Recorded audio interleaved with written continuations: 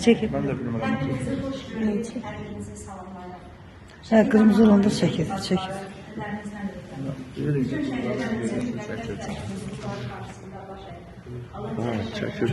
Çekil.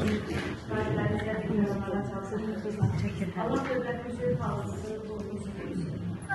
ve bizden burada Azerbaycan Respublikası Devleti İctimai Devleti'nin Kazanç Edemem Teşkilatının səhvı olarak bütün Kazaklılar adına çıxış edirəm. Nəinki birinci Qarabağ müharibəsində, torpaqlarımızın işğaldan azad olunmasında Kazaklılar öz igidlikləri, mərdlikləri ilə vuruşaraq şəhid verdilər. Birinci Qarabağ döyüşlərində Kazak rayonu 289 nəfər şəhid vermişdir və 7 kəndimizi itirmişdir.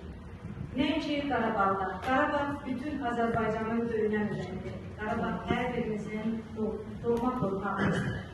Qarabağ deyərdim ki, Azərbaycanın bir üzüyüdür və Şuşa şəhəri o üzüyün daşıdır. Və o Qarabağ torpağı uğrunda bütün Azərbaycan torpağının igidləri oluşurlar.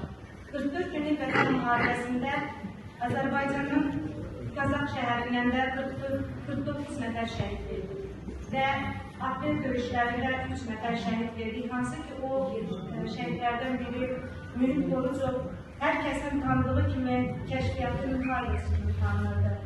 Biz eləcə də Elvin Namazov kimi baş leytenantımızı itirdik. Tovuz döyüşlərində Mayor Namik Əhmədov, hansı ki, General Polat Həşimovla çiyin-çiyinə vuruşan biz elə bir igid oğlumuzu itirdik. Mən bütün şəhidlərimizin əziz ruhları qarşısında baş əyirəm. Bugün biz onların sayəsində bu torpaqda azad nəfəs alır, yaşayırıq, bizlərdə oturuq, bu nişan müsab qurulur. Biz şəhidlərimizə hər an dostuyuq.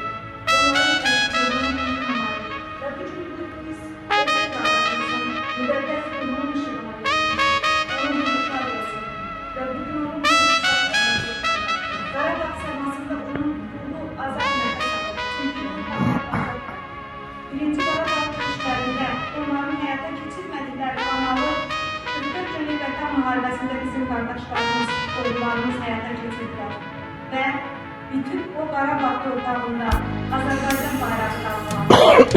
Demək ki, şəhid vermədən biz bir Antalya, Qazanlıq, Getrik, işğal altında olan kəndinin önündə Azərbaycan bayrağı qalmalı. Bu bizim müqəddəs bayrağı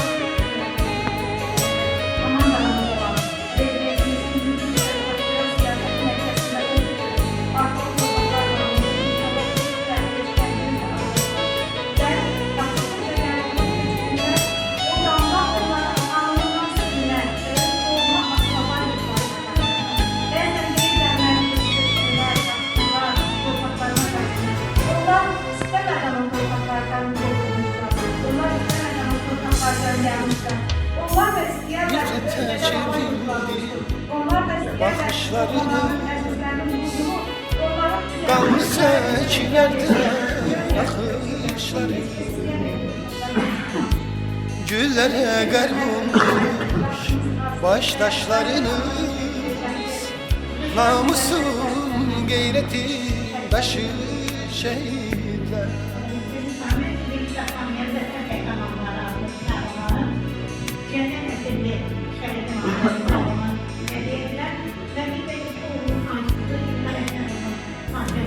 Dünyanın heynete salan oldu Azadlı bodrumda yanan oldu Her zaman bizim kahraman oğulların karşılaştığı